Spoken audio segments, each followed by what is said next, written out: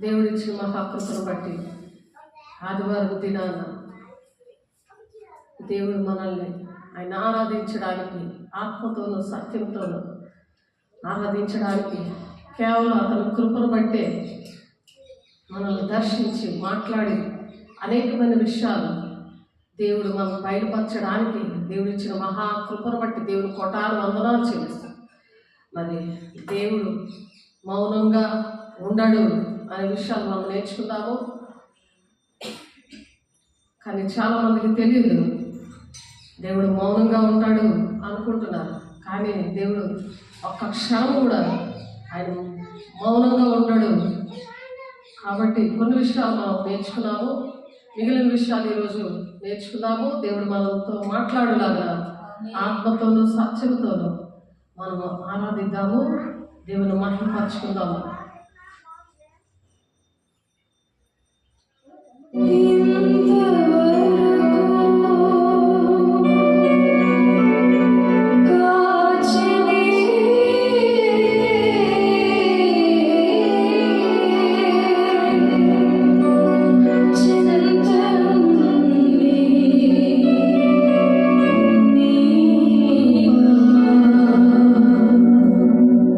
అంతము వరకు నడిపించునే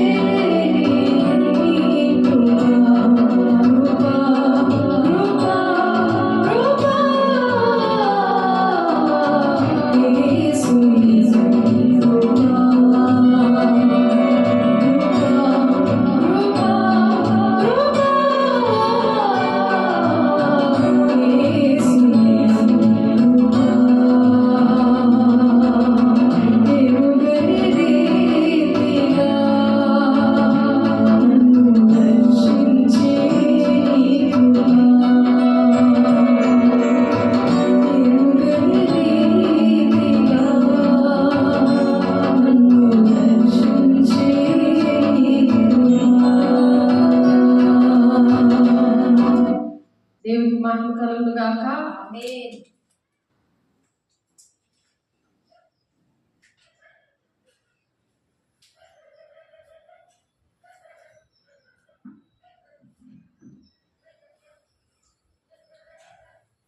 దేవుడు మౌనంగా ఉండే దేవుడు కాదు.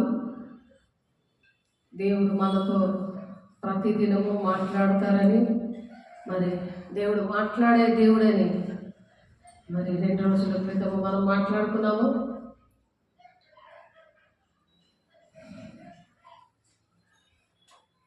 దానియేలు గ్రంథము 2వ అధ్యాయము మరి దానియేలు మరి నెబుకద్నెజరుకు వచ్చిన దర్శనాన్ని, కలను, స్వప్నాన్ని దేవుడు మాట్లాడారు. కాబట్టి ఆ కళ విషయంలో దాని భావాన్ని, కళని కూడా దేవతల ఆత్మతో మరి దానియేలు మరి బయలుపరిచినప్పుడు ఏం జరిగిందో ఆ విషయాలు మనము ఈరోజు నేర్చుకుందాము. మరి అంతటా ఇనుమును, మట్టియు, ఇత్తడియు, వెండియు, బంగారమును ఏకముగా దంచబడి కళ్ళములోని చెత్తవలే కాగా, వాటికి స్థలము ఎచ్చటను దొరకకుండా గాలి వాటిని కొట్టుకొని పోయేను. దానియేలు 2వ అధ్యాయము 35వ వచనం. ప్రతిమను విరగగొట్టిన ఆ రాయి సర్వభూతలమంత మహాపర్వతమాయను. తాము కరిన కల ఇదే, దాని భావము రాజసముఖమున మేము తెలియజెప్పెదము అని రాజు ఎదురుగుండా దానియేలు చెప్పడానికి దేవుడు సహాయం చేశాడు. దానియేలుకి రాజా, పరలోకమందున్న దేవుడు రాజ్యమును, అధికారమును, బలమును, ఘనతయు తమరికి అనుగ్రహించి ఉన్నాడు. తమరు రాజులకు రాజై ఉన్నారు అనే దానియేలు నెబుకద్నెజరుతో చెప్తున్నాడు. ఆయన మనుషులు నివసించు ప్రతి స్థలమందును మనుషులనేమి, భూజంతువులనేమి, ఆకాశ పక్షులనేమి అన్నిటినీ ఆయన తమరి చేతికి అప్పగించి ఉన్నాడు. వారందరి మీద తమరికి ప్రభుత్వము అనుగ్రహించి ఉన్నాడు. తామే ఆ బంగారు శిరస్సు అని చెప్తున్నాడు. ఇప్పుడు ఆ విగ్రహం అనేది బంగారముతో తల ఉంది. ఆ విగ్రహానికి ఆ నెబుకద్నెజరు ఆ విధంగా రాజ్య పరిపాలన చేస్తాడని దాని భావము కూడా దానియేలు చెప్పాడు. దేవుడు మనకు కూడా కళలు చెప్తా ఉంటారు, చూపిస్తారు. ఆ మర్మములు దేవతల ఆత్మ ఉన్న వారికి ఈ దినాల్లో కూడా దేవుడు నేర్పిస్తాడు అని చెప్పి మనము ముందు మెసేజ్లో దేవుడు మనకు నేర్పించారు. తాము చనిపోయిన తర్వాత తమరి రాజ్యం కంటే తక్కువైన రాజ్యం ఒకటి లేచును, అటు తర్వాత లోకమంతా ఏలుగట్టి 3వ రాజ్యం ఒకటి లేచును, అది ఇత్తడి వంటిదగును. ఆ ఇత్తడి వంటిది ఏంటంటే మరి దానియేలు 7వ అధ్యాయంలో 2వ జంతు ఎలుగుబంటిని పోలి ఉన్నది అని ఉంది అక్కడ. దానియేలుకి ఆ దర్శనంలో కలుగుతుంది. అది ఒక పార్శ్వం మీద పండుకొని తన నోట పండ్ల మధ్య 3 పక్కటెముకలను పట్టుకున్నది. కొందరు లెమ్ము, విస్తారముగా మాంసం భక్షించుము అని దానితో చెప్పిరి. అటు పిమ్మట చిరుదప్పులని పోలిన మరి ఒక జంతువును చూచి తిని అని చెప్తున్నాడు. అందులో 4 జంతువులు చూస్తాడు. మరి దానియేలు 7వ అధ్యాయంలో ఉంటుంది. ఇక్కడ విగ్రహం విషయంలో నెబుకద్నెజరుకు మరి కల వచ్చినప్పుడు ఆ నెబుకద్నెజరు తల, బంగారపు తల ఏంటంటే అది ఆయన ఎలా రాజ్యము చేస్తాడు, ఎంత చక్కగా రాజులకు రాజుగా తను ఎలా రాజ్యము పరిపాలిస్తాడు అనే విషయాలు దేవుడు మరి నెబుకద్నెజరుతో చెప్పినప్పుడు నెబుకద్నెజరు దేవతల ఆత్మ లేదు కాబట్టి ఆయన మర్చిపోయిన దేవతల ఆత్మ ఆయన మరి దేవుని దగ్గర తన శిష్యులతో గోజాడినప్పుడు దేవుడు ఎలాగైతే బయలుపరిచారో ఈ దినాల్లో కూడా మన దేశం పాడైపోతుంటే, ప్రపంచం పాడైపోతుంటే ఇక్కడ ప్రార్థనా వారోత్సవాలని మరి గురజాడ కళాక్షేత్రంలో మరి 10-17 రోజుల నుంచి దేవుడు జరిపిస్తూ వస్తున్నారు. రేపు లాస్ట్ డేట్ అనమాట. అయితే దేశం కోసం నెమ్మదిగా సుఖంగా బ్రతకాలంటే మీరు మనుషులందరి కోసం, రాజుల కోసం ప్రార్థన చేయమని చెప్తున్నారు. దానికి అర్హత ఏంటంటే సంపూర్ణమైన భక్తి, మాన్యతైన భక్తి. అలాగా ఆ భక్తిలో ఉన్నప్పుడు దేవుడు అనేకమైన ప్రజలు, నశించిపోతున్న ప్రజలు, విధవరాణులు మరి మోసంలో, పాపంలో, శాపంలో పడిపోయి చనిపోదాం అనుకుంటున్న బిడ్డల కోసం ప్రార్థన చేయడం జరిగింది. అనేక విషయాలు ప్రార్థన చేయడానికి దేవుడు సహాయం చేశారు. ఎందుకంటే దేవుడి కృపను బట్టే మనం ఈ విధంగా అనేక మంది ప్రార్థనల వల్ల ఈ దినాన మనం ఇలా ఉన్నందుకు దేవుడికి మహిమ కలుగును గాక. అలా దేవుని రాజ్య విషయంలో దానియేలు మరి ప్రార్థన చేసినప్పుడు ఆ వివరాలన్నీ దేవుడు నెబుకద్నెజర్ రాజు ఉన్నప్పుడు అలా పరిపాలన జరుగుతుంది అని ఆ దినాల్లో దేవుడు మాట్లాడారు. దేవుడు ఎప్పుడు కూడా మౌనంగా ఉండడు, దేవుడు మాట్లాడే దేవుడు అని ప్రతి ఒక్కరు గ్రహించాలని దేవుడు ఆశపడుతున్నాడు. నెబుకద్నెజర్ క్రిస్టియన్ ఏం కాదు, ఆయన ఫరో కూడా క్రిస్టియన్ కాదు, దేవుడిని ఏం నమ్ముకోలేదు. కానీ దేవుడు అందరి కోసం ప్రాణం పెట్టాడు, అందరితో కూడా మాట్లాడతాడు. దేవుని బిడ్డ, నీకే కష్టం ఉన్నా నువ్వు దేవునితో ఆ విధంగా మాట్లాడవచ్చు. అది మరి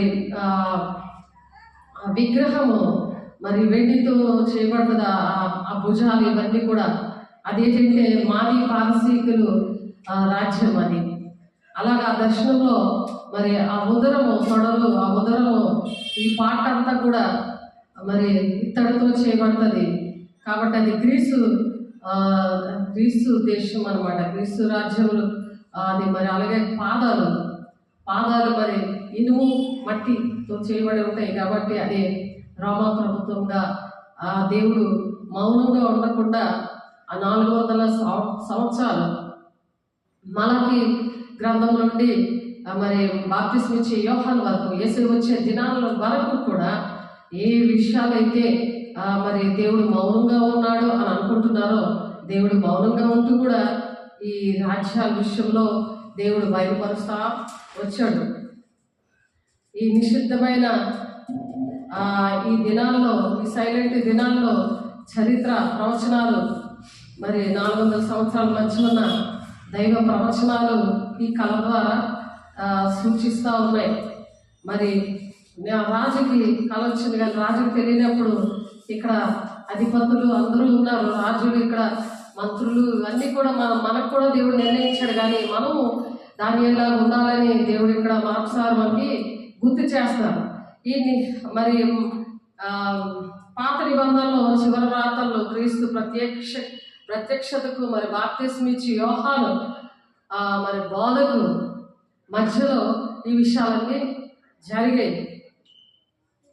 మరి 100 సంవత్సరాల క్రితము దానియేలు గారు ప్రవచించారు.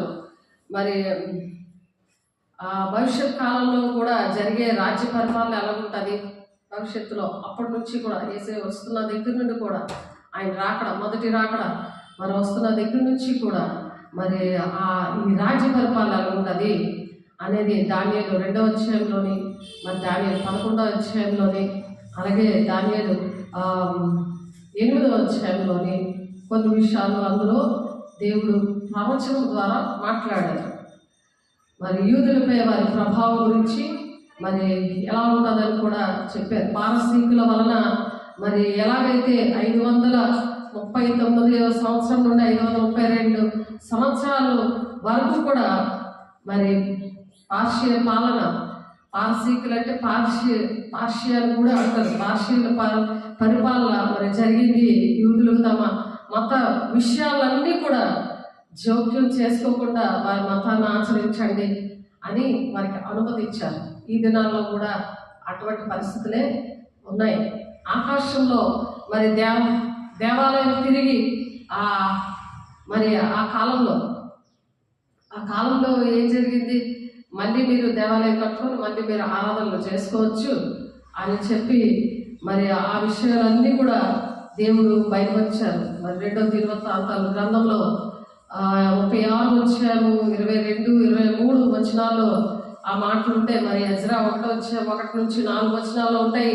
ఈ కాలం పాత నిబంధనలో చివరి 100 సంవత్సరాలు మరి సైలెంట్ పీరియడ్లో ఉన్న మరి ఈ 100 సంవత్సరాలు మలాకి నుండి ముందు 100 సంవత్సరాలు కూడా మరి ఆ సైలెంట్ పీరియడ్లోనికి మరి ఈ రాజ్యాంగ విషయాలన్నీ కూడా దేవుడు మాట్లాడుతూ వస్తూ అలాగా ఆ దేవుడు మాట్లాడలేదు, దేవుడు మాట్లాడు అని అనుకుంటున్న వారి విషయంలో దేవుడు మాట్లాడే దేవుడని రుజువుపరుచుకున్నాడు.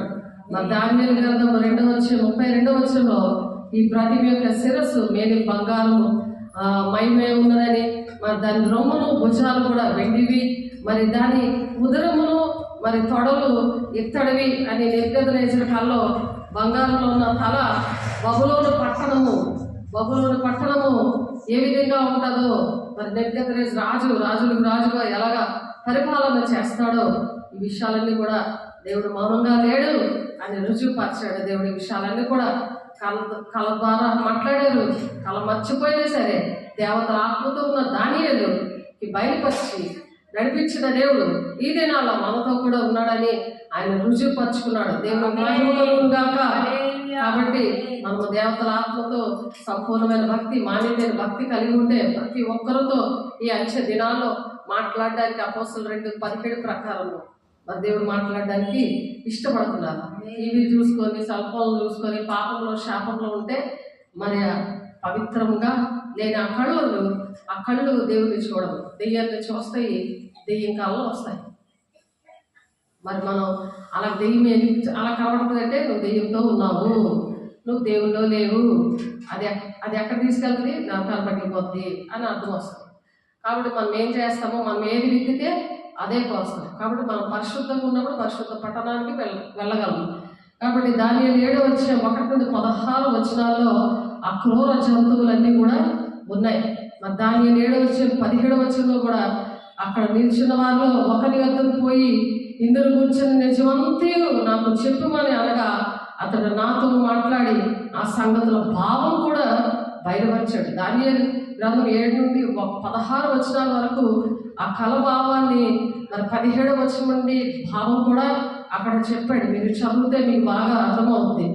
కాబట్టి 25-27 వచనాల్లో మరి ఇవన్నీ కూడా వివరంగా రాయబడి ఉన్నాయి. ఈ రాజ్యంలో ఎలా పరిపాలించాడు, ఏ విధంగా కళ వచ్చింది, కళకి భావం ఎలా చెప్పారు, ఆ భావం ఎలాగ దేవుడు ప్రవక్తలు వాడుకున్నారు, ప్రవచనం ద్వారా పలికిన ఆ పలుకులని, ఆ భావాన్ని నెరవేర్పులోనికి ఎలా దేవుడు తీసుకొచ్చాడు అనే విషయాలు మనం నేర్చుకుంటున్నాం. ఇవి చదివినప్పుడు మీకు దేవుని సన్నిధిలో ఉన్నప్పుడు, దేవుడితో ఉన్నప్పుడు మీకు అర్థమవుతాయి. ఆ దేవతల ఆత్మ దేవుడు మీకు కూడా ఇస్తారు. దానియేలు 8:3 వచనంలో నేను ఊలే అను ప్రక్కన ఉన్నట్టు నాకు దర్శనం కలిగిను. నేను కన్నులెత్తి చూడగా ఒక పొట్టేలు నది ప్రక్కన నిలిచి ఉండేను. దానికి 2 కొమ్ములు ఎత్తైనవి కానీ ఒకటి రెండవ దాని కంటే ఎత్తుగా ఉండెను. ఎత్తుగలది దాని తర్వాత మొలిచెను. ఈ పొట్టేలు ఏంటంటే మాది పారసీకుల సూచన అయింది. మాది పారసీకులు అంటే వెండితో చేయబడింది. ఫస్ట్ది బబులోను కదా శిరస్సు. ఆ ప్రతిమ చూపించారు కదా కల్లో. ఆ ప్రతిమ చూపిస్తే ఎవరికైనా అర్థమవుతుందా రాజ్య పరిపాలన, మరి ప్రపంచమంతా రాబోయే భవిష్యత్తు ఎలా ఉందో ఇవన్నీ దేవుడు మాట్లాడే దేవుడు. మనం కూడా కుటుంబంలో భవిష్యత్తు ఎలాగుంటే తెలియకుండా డబ్బులన్నీ పాడు చేసుకుంటారు, టైం పాస్ చేసుకుంటుంటారు. టీవీ పక్కన కూర్చొని, సెల్ఫోన్ పక్కన కూర్చుని, ఇది చదువు ఉండదు, అటు ఉద్యోగం ఉండదు, దేనికి పనికి రాకునే పరిస్థితుల్లో దుష్టుడు అలా చేస్తున్న దినాల్లో నుంచి కూడా దేవుడు పూర్వకాలం నుండి కూడా దేవుడు మాట్లాడుతూనే వచ్చాడు. ఫిబ్రవరి 1 వచనంలో ఉంది ఆ మాటలు మనం చదువుకున్నాం.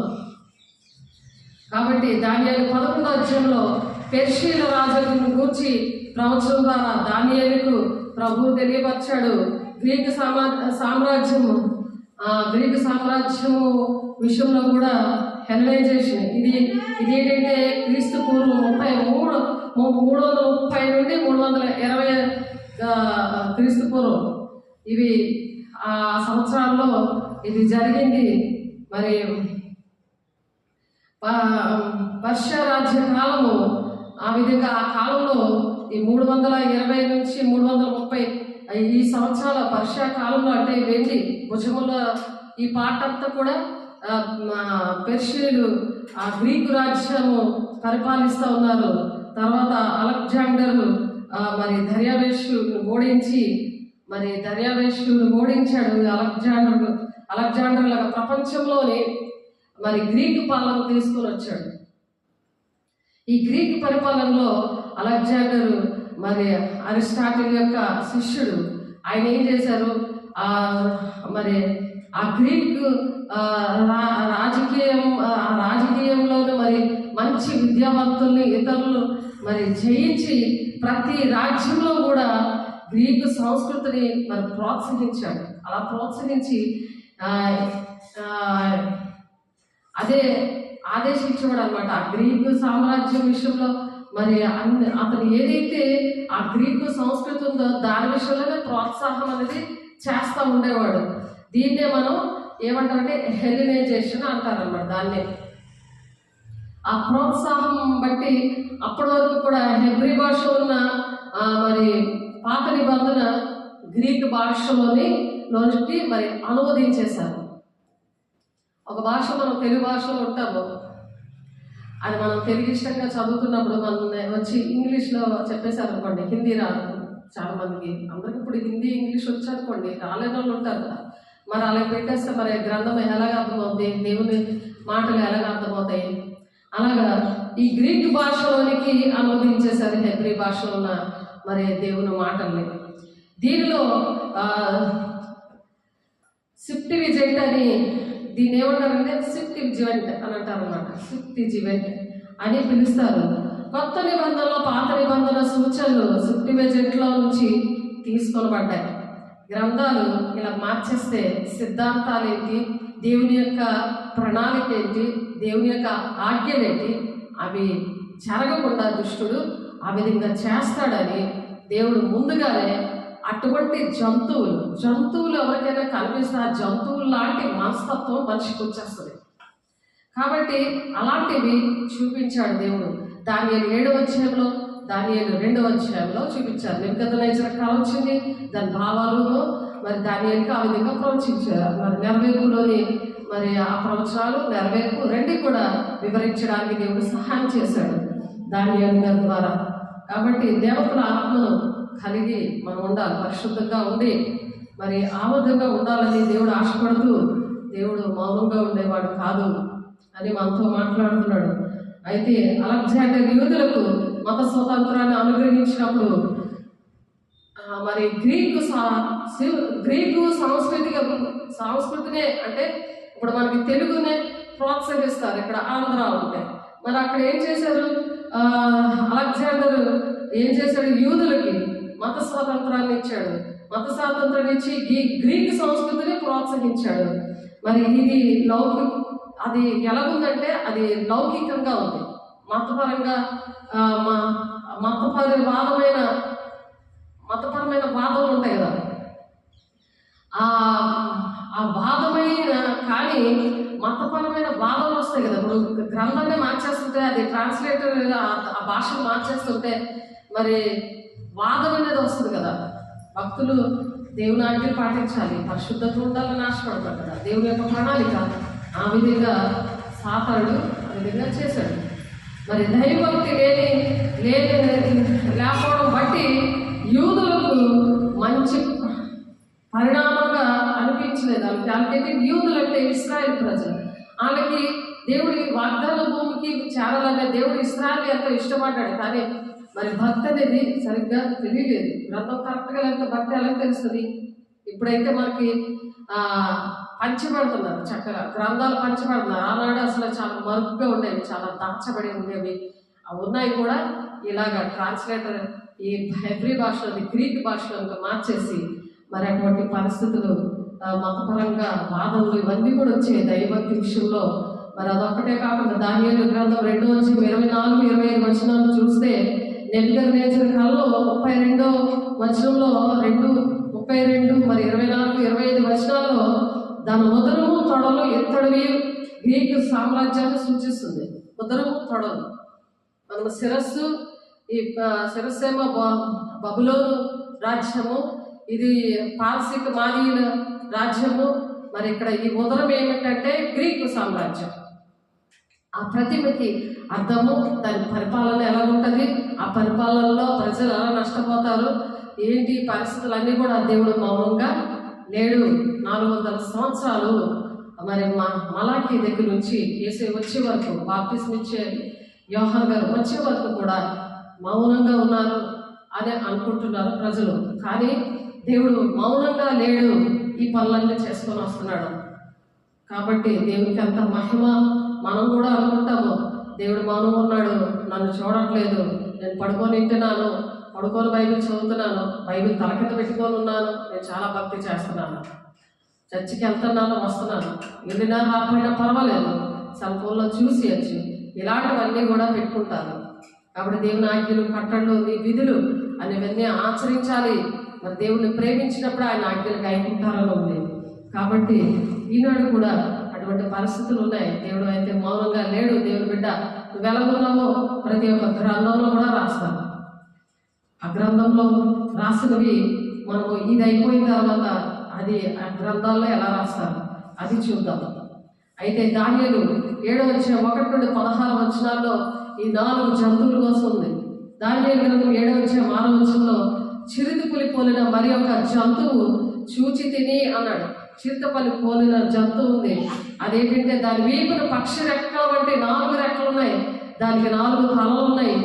మరి దానికి అది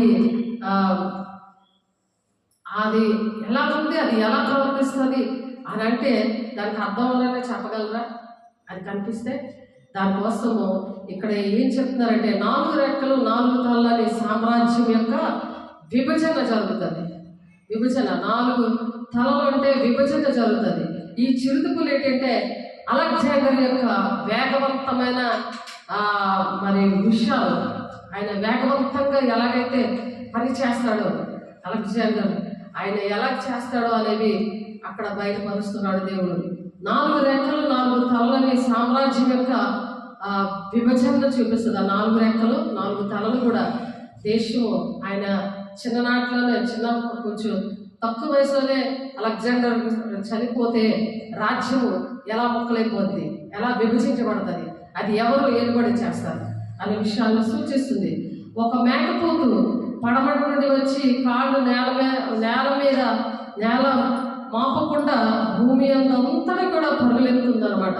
దానిలో 2వ అధ్యాయంలో ఉంటుంది. అది కన్నుల మధ్య ఒక ప్రశుద్ధమైన కొమ్ము, అంటే కన్నుల మధ్య నుండి పెద్ద కొమ్ము వచ్చింది, చాలా పెద్ద కొమ్ము పైకి లెగిసింది.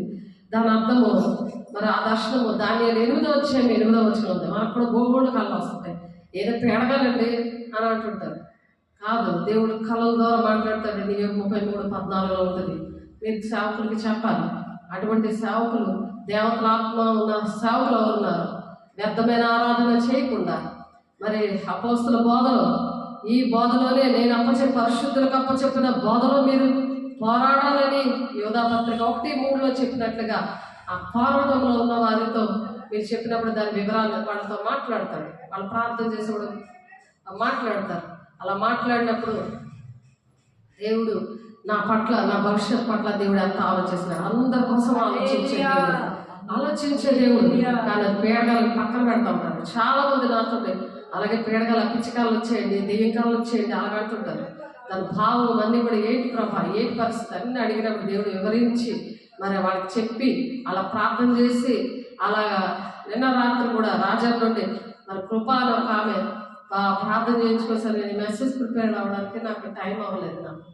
నంత బయట మరి పాస్టర్స్ మీటింగ్లో 2-3 పాస్టర్స్ మీటింగ్, మరి ఉదయమే మరి కూర్చొని 4 వరకు ప్రార్థన. మరి అయినా సరే దేవుడు నేర్పించారు నాకు విషయాలు.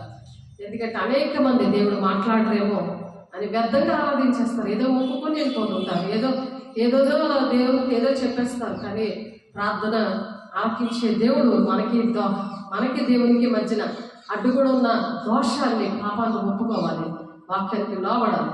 అలా లోబడి ఆమె ప్రార్థన చేయడానికి ఇష్టపడింది.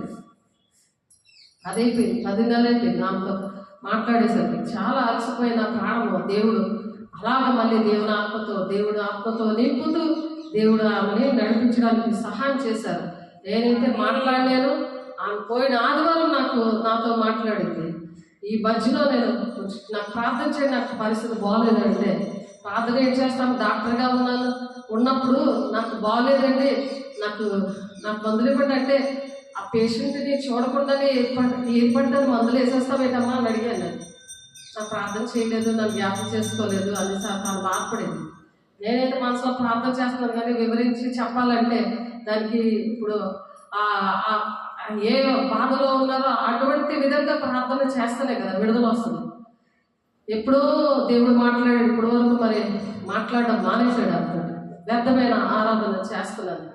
ఒకప్పుడు నేను కూడా అలాంటి గుడ్డు భక్తి చేస్తూ నేను జీవితాన్ని అంకితం చేస్తున్నాను. నాకు దేవుడు అటువంటి ఆత్మలు ఇచ్చాడు, అటువంటి భారాన్ని ఇచ్చాడు. ఎంత అలసిపోయినా సరే దేవుడు ఆ కోపలేని ఆత్మతో నింపుతా నడిపిస్తా వాళ్ళని ప్రేమించి చెప్పడానికి దేవుడు సహాయం చేశాడు. దేవునికి మహిమ కలుగును గాక. దాని 8వ వచనంలో ఆ మేకపోతు అత్యధికముగా బలము చూపుచూ వస్తుందంట. అది బహుగా పుష్టినుందగా దాని పెద్ద కొమ్ము విరిగెను. మరి ఎరిగిన దానికి బదులుగా ఆ విరిగిన దానికి బదులుగా 4 ప్రసిద్ధమైన కొమ్ములు ఆకాశము నలుదిక్కులకు మరి 4 పెరిగాయట. అదే నెబుకద్నెజరు అన్నమాట. నెబుకద్నెజరు కాదు, ఎవరు? అలెగ్జాండరు అది వేగవంతంగా తను అభివృద్ధి చెందాడు. అంటే పెద్ద కొమ్ము అది ఆయన ఎప్పుడైతే చనిపోగానే 4 దిక్కులకి నలుగురికి కూడా అది ఆ 4 కొమ్ములు కూడా ఆకాశం 4 దిక్కులకు 4 పెరుగున్నాయట. ఆ అలెగ్జాండర్ తక్కువ వయసులో అలా చనిపోయినప్పుడు ఏం జరిగిందంటే, చనిపోయి ఆయన వారసులు 4కి కూడా విభజింపబడిందని అనుకుంటారు అందరూ. కానీ ఈ ప్రవచన వాక్యం ఆ విధంగా చెప్పబడింది అక్కడ. కానీ దానియేలు 11:3 వచనంలో ఆ సూర్యుడు ఒక రాజు పుట్టి మహా విశాలమైన రాజ్యము నేడి ఇష్టానుసారంగా అతను జరిగిస్తా ఉన్నాడు. ఇది ఏంటంటే సెల్యూసిడ్ పాలన, మక్కబీల తిరుగుబాటు. ఈ దానియేలు ఈ ప్రవచనాలు ఈ విధంగా దేవుడు అలెగ్జాండర్ మరణం తర్వాత క్రీస్తు పూర్వం 323వ సంవత్సరం తర్వాత అతని సామ్రాజ్యము ఎలాగ 4కి వెళ్ళిందంటే సైన్యాధిపతులకి విభజించబడిందని ప్రవచనము నెరవేర్పు జరిగిపోయింది. కాబట్టి మన విషయంలో కూడా దేవుడు కళల ద్వారా, స్వప్నాల ద్వారా, దర్శనాల ద్వారా దేవుడు రాబోయే సంగతులు బయటపరుస్తాడు. అదే ఎఫెసీయులు 4:13 వచనంలో క్రీస్తు శరీరము క్షేమాభివృద్ధి జరగాలంటే, పరిశుద్ధులు సంపూర్ణులు అవ్వాలంటే మరి కొందరు అపోస్తులుగా, ప్రవక్తలుగా, ఉపదేశకులుగా, కాపర్లుగా, బోధకులుగా నేను నియమించాను అని అంటున్నాడు ఆయన. అది వేరే సబ్జెక్టు, అది మనం తర్వాత నేర్చుకుందాము. ఎలాగా వాళ్ళు ఎలా పనిచేస్తాము ఏంటి అనే విషయాలు చాలాసార్లు చెప్పుకున్నాము.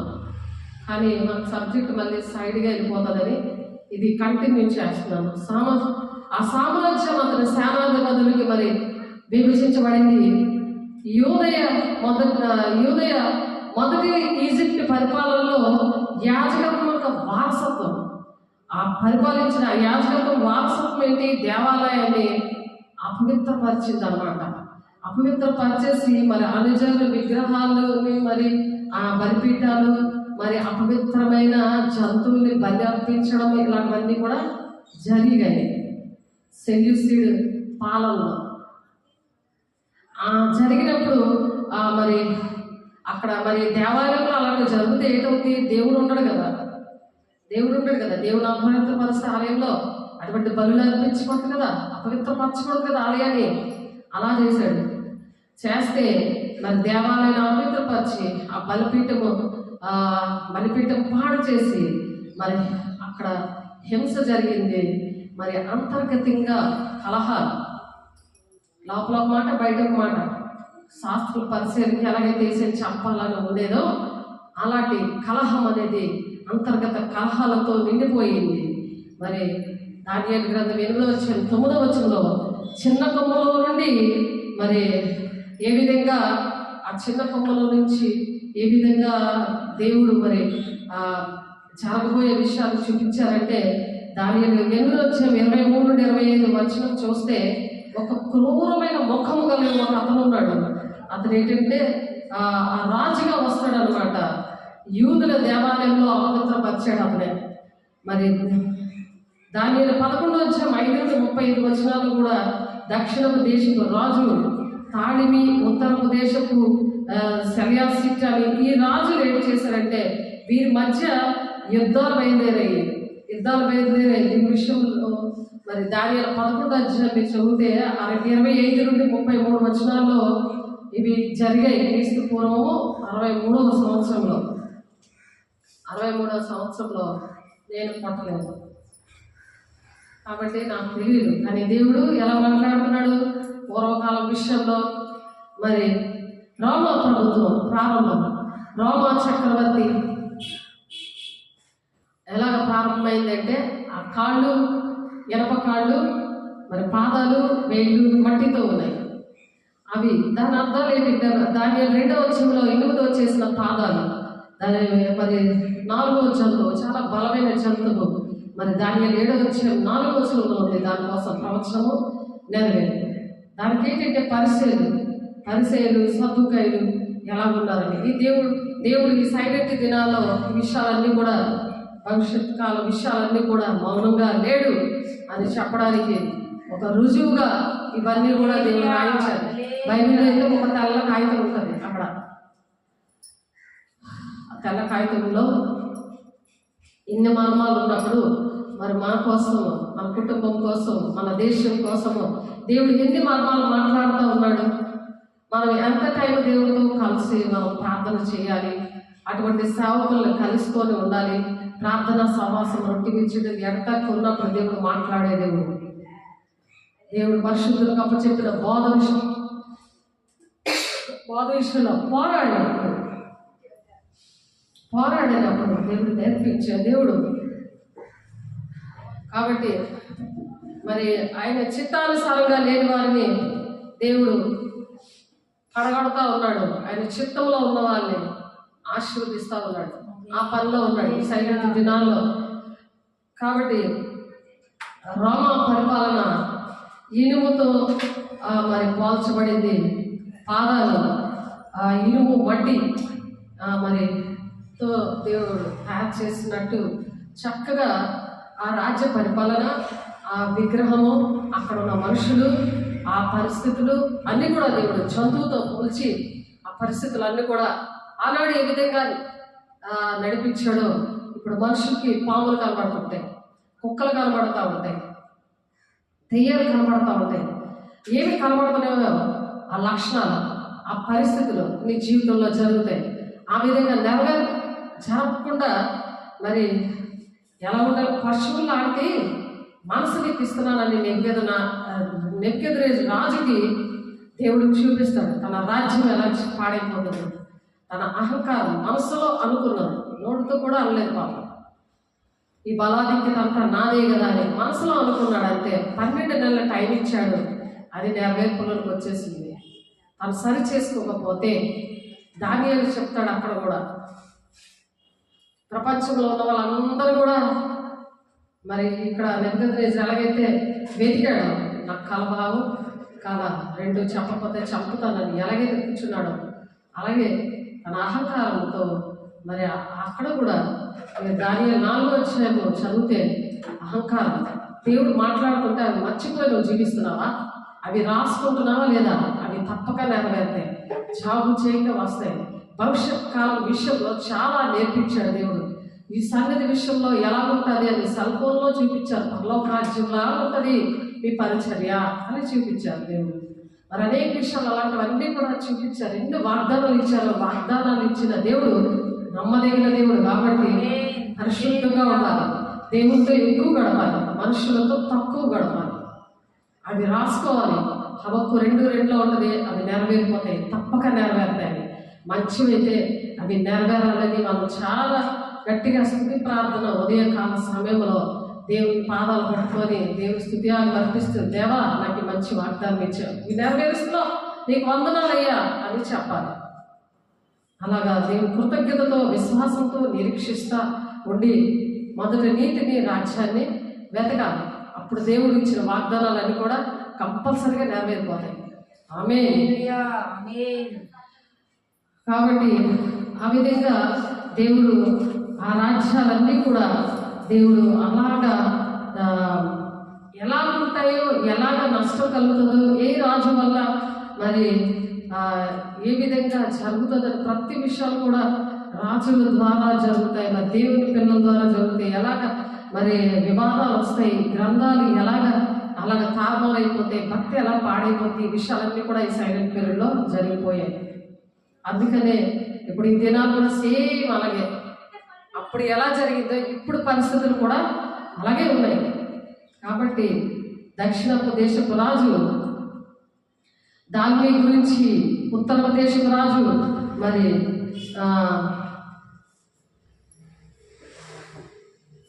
గురించి కూడా ఈ ప్రవచనాల్లో ఉన్నాయి. ఇది యోదయ అంతగా కూడా మరి అవి దేవుడు బయటపరుస్తూ ఉన్నాడు. మరి ఇండియా ఎఫిఫా అని ఆయన క్రూరమైన మనిషి ఆ రాజు ద్వారా మరి అక్కడ కీడు అనేది జరిగింది. అక్కడ ఆలయం అనేది పాడైపోయింది. 11:21 ఉంటుంది ఆ మాట దానియేలు గ్రంథంలో. మరి దానియేలు 8, 9, 10, 11 వచనాలు చూస్తే ప్రవచనం ఈ కొమ్ముల్లో ఒక దానిలో నుండి ఒక కొమ్ము మొలిచింది, అది దక్షిణముగా తూర్పుగాను ఆనంద దేశపు దిగుగాను అత్యధికంగా మరి అది బలిసి ఉంది అంటున్నారు. అంటే ఆ అక్రమంగా అలాగా పరిపాలన అనేది ఆలయంలోనేది, రాజ్యంలోనేది అలాగా ఏలుబడి జరిగింది. ఈ దినాలు కూడా అలాగే ఉంది పరిస్థితి. కాబట్టి ఇప్పుడు ఎఫ్ఎఫాల్స్ అనే ఆయన ఏంటంటే అతని గురించి అద్భుతంగా ప్రవచించిన ప్రవచనం మరి 167వ సంవత్సరంలో బయలుపరచబడింది. ఆలయంలోని వచ్చి ఆయన ఆ విధంగా అపవిత్రపరచడం అవన్నీ కూడా జరిగాయి. అది మరి దానియేలు 11:23 నుంచి 25 వచనాల్లో మరి యాజకత్వం వహించే వాళ్ళు కూడా మార్పు జరిగింది. ఎప్పుడైతే ఇతను అలాగే చేశాడో, దేవాలయాన్ని అపవిత్ర చేశాడో, మరి ఆ విధంగా అక్కడ ఆ యాజకులను కూడా మార్చి మంచి వాళ్ళని దేవుడు అక్కడ నిర్ణయించాడు. అతని రాజ్యము విభజింపబడింది. ఎలా విభజించబడిందో మరి అలెగ్జాండర్ గారు చనిపోయిన తర్వాత ఏ విధంగా అయిందో అనే విషయాలు కూడా దానియేలు 11:3-4 వచనాలు అదే విషయాలు నెరవేర్పు అలెగ్జాండర్ బబులోన్లో ఎలాగా తక్కువ వయసులో మరి మరణించాడు. ఈ విషయాలు మరి దానియేలు 8-9 వచనంలోని ఆ వారసులకు ఎలాగా మరి దేవుడు అనుగ్రహించాడో ఆ విషయాలన్నీ కూడా దానియేలు 11లో శక్తివంతమైన రాజు వస్తాడని, అతని రాజ్యం విభజించబడుతుందని అలాగా దేవుడు అక్కడ రాసి ఉంచారు. 3-4 వచనాల్లో స్పష్టంగా అక్కడ రాసి ఉంచారు. మరి తన వారసులు మాత్రం అది వెళ్ళలేదు, కానీ మరి సేనాధిపతులకి అది దక్కింది ఆ విభజన, ఆ రాజ్యం యొక్క విభజన. కాబట్టి 323 తర్వాత మరణం అయిన తర్వాత అతని సేనాధిపతులకు విభజన అది జరిగి యోదయ మొదట ఈజిప్ట్లో పరిపాలించిన టాలిబీ వంశంలోని నియంత్రణలో మరి ఆ విధంగా ఉండేది. సిరియాలో మరి పరిపాలించినప్పుడు సెల్యూసిటీ నియంత్రణలో మరి అది వచ్చింది అనమాట. సిరియాలో ఉన్న పాలన మరి సెల్యూసిటీ నియంత్రణలోకి వచ్చిన తర్వాత ఇక్కడ సెల్యూసిటీ రాజు అత్యంత దుర్మార్గుడైన ఈ ఎఫిఫిన్ ఇతనే అపవిత్రం అనేది చేశాడు. ఆలయాన్ని అపవిత్రుల బలులు అర్పించాడు. మరి 167వ సంవత్సరంలో క్రీస్తు పూర్వం యాజకత్వం యొక్క సరైన వారసత్వాన్ని తారుమారు చేసేసాడు. ఇటువంటి పరిస్థితులు ఇప్పుడు కూడా జరుగుతున్నాయి. కాబట్టి మనం ఇప్పుడు కూడా నెలకు కలిగి ప్రార్థన చేయాలి. సంపూర్ణమైన భక్తి, మాన్యత భక్తి కలిగి ఉంది. దేవుడు ప్రతి క్షణం కూడా మాట్లాడే దేవుడు అని మనం దేవుని దగ్గర కొన్ని మాటలు మనం రాసుకోవాలి. ఆయన మాట్లాడతాడు, దేవా నాతో మాట్లాడు, ఇది నా దేశం పరిస్థితి, నా కుటుంబం పరిస్థితి, ఇదిగో ఇంతమంది ఇన్ని కుటుంబాలు నాశనం అయిపోతున్నారు, మా కోసం ప్రార్థన చేయండి అంటే ఏదో ప్రార్థన చేసేవాడు కాదు. ఒక దానికి వాక్యాలు పట్టుకొని ప్రార్థన చేయాలి.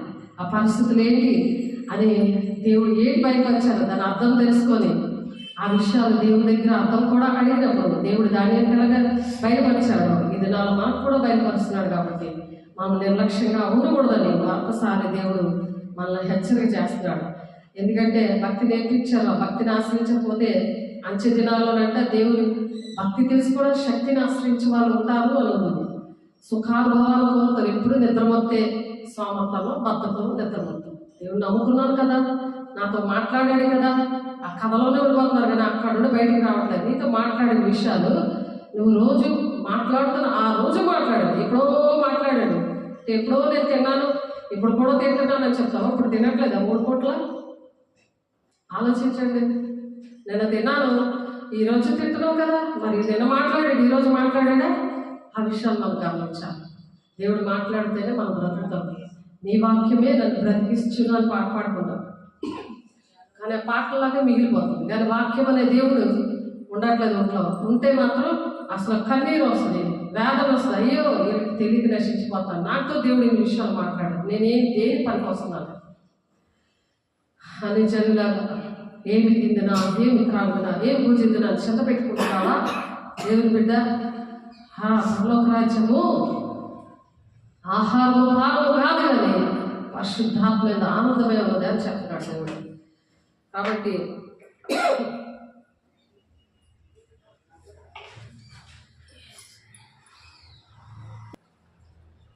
ఈ ఎపిఫస్ అనే రాజు మరి అపవిత్రం పరిచిన తర్వాత మరి దేవుడు మత్తీయస్ అనే యాజకత్వంలో తన కుమారుడు మరి అక్కడ ఆ యూదుల ప్రతిఘటన ప్రారంభమైంది. మరి అక్కడ మరలా దేవాలయ కార్యక్రమాలన్నీ కూడా మరి పరిశుద్ధంగా అవి ఆచరించడానికి మరి ఆ విధంగా దేవుడు రక్షణ కల్పించాడు ఆ దేవాలయానికి. మరి క్రీస్తు పూర్వం 167 నుంచి 163 సంవత్సరాల మధ్యన మక్కా మీద ఈ తిరుగుబాటు అనేది జరిగింది. ఈ యుద్ధము లోని హింస మళ్ళీ అంతరంగ కలహాలతో నిండిపోయి ఆ విధంగా జరిగిందనమాట.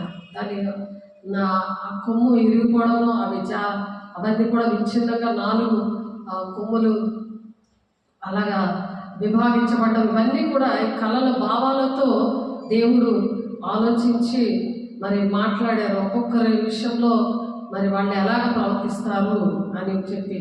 అలాగే దాని 8వ అధ్యాయంలో చిన్న కొమ్ము ఆ కొమ్ములో నుండి చిన్నది బయలుదేరి దక్షిణ దిక్కునకు తూర్పు దిక్కునకు శ్రేష్టమైన దేశమునకు బహుగా విస్తరించింది అని అక్కడ ఆ కళలో దేవుడు మాట్లాడారు.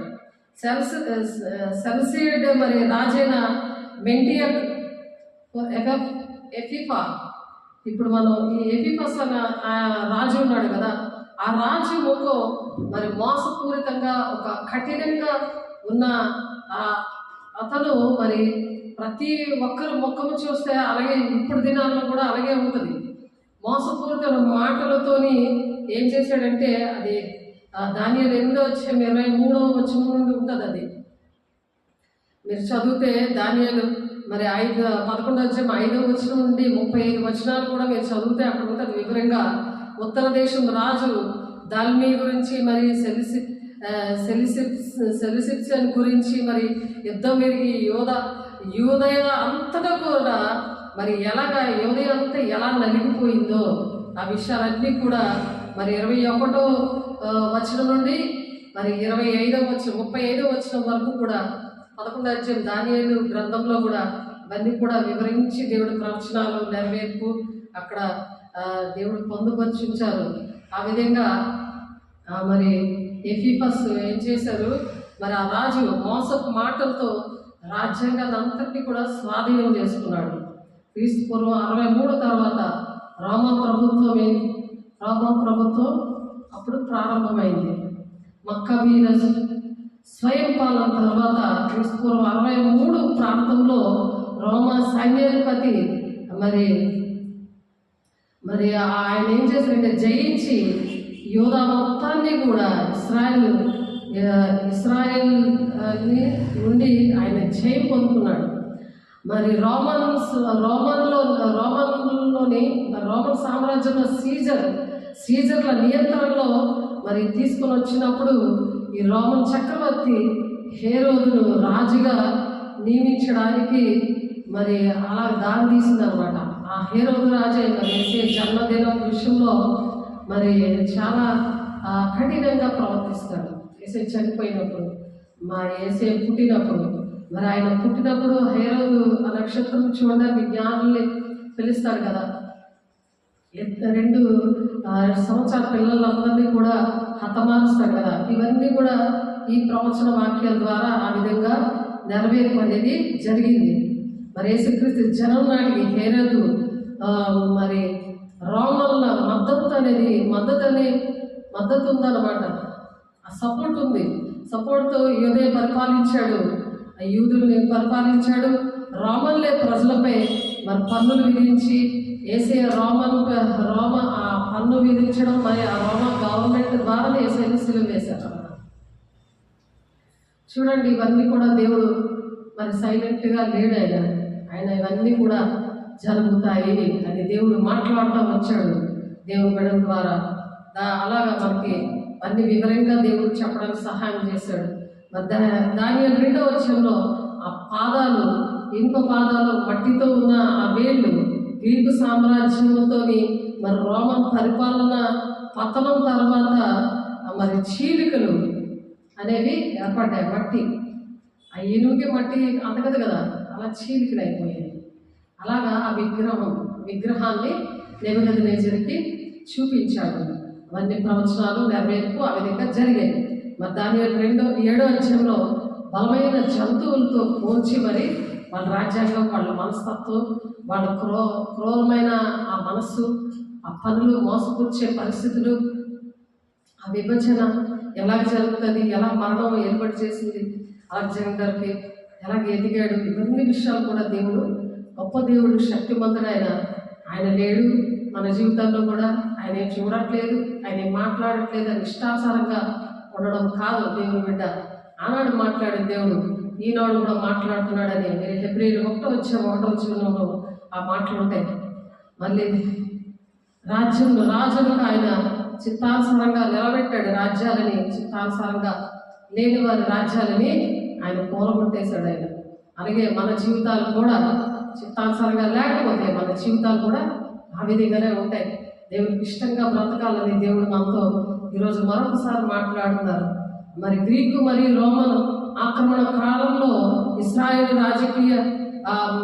రాజకీయ పరిస్థితులన్నీ కూడా, ఆ సమూహాలు, ఇవన్నీ కూడా మరి ఏంటి సంభవించాయో మరి కొత్త నిబంధనలోని పరిసయ్యులు, శాస్త్రులు, ఇవి మనకి బాగా దేవుడు నేర్పించాడు. మాకు బాగా అర్థమయ్యేలాగా దేవుడు కొత్త నిబంధనలో ఉంటుంది. ఏంటంటే పరిసయ్యులు వీరు మోషే ధర్మశాస్త్రానికి లౌకిక సాంప్రదాయాల ద్వారా అదనపు నియమాలను కూడా చేర్చేసి వాళ్ళు అలా బోధించేవారు అనమాట. తమ సొంత నియమాలు దేవుని ఆజ్ఞల కన్నా ముఖ్యమైన అన్నట్టుగా బోధించేవారు అనమాట ఈ పరిసయ్యులు. వారికి నచ్చిన నియమాల్ని, పద్ధతుల్ని ఏర్పాటు చేసుకుని వీరు పునరుత్థానం ఉన్నదని, పునరుత్థానం ఉంది, ఆత్మను నమ్మడం, ఇవి చేసేవారు పరిసయ్యులు. సద్దుకైతే ధనవంతులు, మరి ధనవంతుల్ని అలా ఎక్కువగా ఇష్టపడము, మరి అధికారం అనేది వారికి దక్కాలని అనుకోవడము, మరి పాత నిబంధనలో మోషే గ్రంథాన్ని మరి తిరస్కరించడం. పాత నిబంధనలో యేసయ్య ఉన్నాడు, ఎక్కడ కనబడ్డు కానీ మర్మంగా ఉంటాడు, ఇలాగే సైలెంట్ దినాల్లో మాట్లాడతాడన్న విషయంలో ప్రతిదీ యేసయ్య అందులో ఉన్నాడు, కానీ ఎక్కడ రాసి ఉండదు. అలా అందుకని ఈ సద్దుకైలు ఏం చేస్తారంటే మోషే గ్రంథాన్ని తిరస్కరించారు. పునరుత్థానము, మరి దేవదూతలు కూడా నమ్మలేదు. మన పునరుత్థానం కోసం ఎంత క్లియర్గా దేవుడు మనతో మాట్లాడాడు. అసలు పునరుత్థానమే లేదు అని మాట్లాడతారు. సద్దుకైలు దూతలు లేరు అని మాట్లాడతారు. వారి గ్రీకులు ఆలోచించరు, మరి గుడ్డిగా గ్రీకులు ఆలోచనలు వాళ్ళు ఏంటంటే గుడ్డిగా నమ్ముకొని వెళ్ళిపోతారు అనమాట. దేవుడు నమ్ముకుంటే, దేవుడు వైపు చూస్తే దేవుడు నేర్పించాడు కదా మనకి. మనం ఈ దినాలు ఎలా ఉండాలి? ఎవరు ఇచ్చిపడతాడు. అందుకే మనుషులు నమ్మడి కంటే, రాజులు నమ్మడి కంటే యెహోవా సత్యం మేలు అన్నారు. బైబిల్లో అనేకమైన రకరకాల బైబిల్ వచ్చాయి. రాత్రి బైబిల్ చదువుతూ దానికి వివరిస్తూ చెప్తున్నప్పుడు మొదటి యోహాను 5వ అధ్యాయము 18వ వచనంలో మనం దేవుని మూలంగా పుట్టేదని తెలుసు, కానీ దుష్టుడు ముట్టకుండా తను తను భద్రం చేసుకోవాలని నేను చెప్తున్నాను. మొదటి యోహాను 5:17 ఉందంటే లేదండి 18లో ఉందంటే అంటుంది అమ్మాయి, ఆ కృప అన్న అమ్మాయి. అదేటమ్మా అంటే బైబిలే కదా ఇది అంటుంది. ఓల్డ్ బైబిల్ వచ్చేసాయమ్మా అని చెప్పాను. ఇప్పుడు దాని హిస్టరీ అంతా మనం చదువుకుంటున్నాం, ఆ చరిత్ర అంతా కూడా మనం చదువుకుంటున్నాము. ఆలోచించండి. ప్రొటెస్టెంట్ గ్రంథాలు వచ్చాయి, మరి అపోక్రిప గ్రంథాలు ఈ సైలెంట్ దినాల్లోనే వచ్చేసాయి. అవి వాళ్ళ ఇష్టమైన మనుషులు కల్పించిన పద్ధతులు అన్నమాట. ఇవన్నీ దైవోపదేశాలు వ్యర్థంగా ఆరాధించే పరిస్థితులు. మత్తయి 15:9 వచనంలో ఉంటుంది, మార్కు 7:7 ఉంటుంది. అపోక్రిప గ్రంథాలు అని అంటారు. ఏంటంటే సైలెంట్ దినాల్లో వచ్చేసే ఇవన్నీ కూడా. అంటే దేవుడు లేడు, దేవుడు మాట్లాడట్లేదు, మా ఇష్టం వచ్చడం మనం నడవచ్చు, నడిపించవచ్చు అని సద్దుకాయలు, శాస్త్రులు సద్దుకాయలు, ధర్మశాస్త్రం ఉపదేశకులు అన్నమాట. వీళ్ళు అన్ని గ్రంథాలు తెలిసిన వాళ్ళు, కానీ ఆత్మ లేదు. పరిశుద్ధాత్మ దేవుడు లేకపోతే నడిపించేది పరిశుద్ధాత్మ దేవుడే, కానీ ఆత్మ లేనివాడు నావాడు కాడు అని అందుకే చెప్తున్నారు రామయ్య 8:9 వచనంలో. ఈనాడు పరిశుద్ధాత్మ దేవుడు లేనివాడు కూడా సేమ్ ఇలాగే నడుస్తున్నారు, ఇటువంటి గ్రంథాలే బోధిస్తున్నారు, ఇలాగే ప్రవర్తిస్తున్నారు. అందుకనే దేవుడు హెచ్చరికగా ప్రేమతో హెచ్చరిక చేయకపోతే ఆ ప్రాణాలు ఉత్తరవాదివి అని చెప్తున్నారు. యేసుగారు 3:18లో మనకు దేవుడు నేర్పించాడు, మనం దేవుని బిడ్డలకి చెప్పగలిగి ఉండాలి. దేవుని బిడ్డ యూదా గ్రంథాలు సేకరణలో సిద్ధాంతాలు, మరి మరణించిన వారికి ప్రార్థనలు అవసరం లేదు, ఇవి అలాంటివన్నీ కూడా ప్రార్థనలు వచ్చాయి.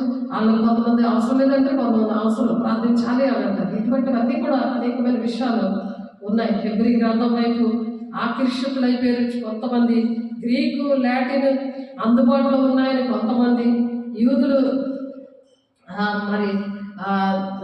యూదుల పద్ధతులు కొంతమంది అవి అణిచివేయడము, యూదుల పద్ధతులు అవన్నీ అణిచివేయడము, మరి ఇలాంటివన్నీ కూడా ఇవన్నీ చూసి ఇశ్రాయేలు ప్రజలు విశ్వాసంలో చాలా నేర్చించిపోయారు, సన్నగిల్లిపోయారు అన్నమాట.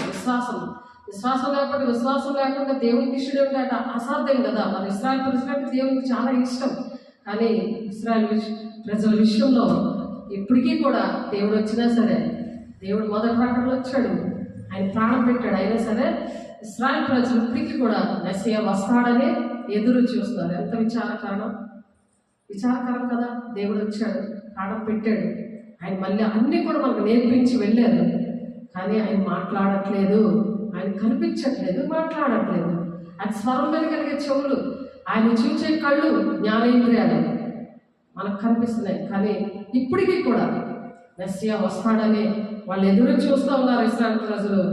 మరి కొయింద్రి భాషని న్యూ టెస్టిమెంట్లో భాష అదొకటి పెట్టుకున్నారు. అలాగా అంటే సాతాను ఏం చేస్తాడంటే తారుమారు చేసేస్తాడు భాషలు రాలేకుండా. అలాగే టీవీల్లో కూడా మనం తెలుగు మాట్లాడదాం, అలా తెలుగు విందాం అనుకుంటే ఇంగ్లీష్ ఆడతాడు సాతాను, లేకపోతే హిందీ ఆడుతుంటాడు.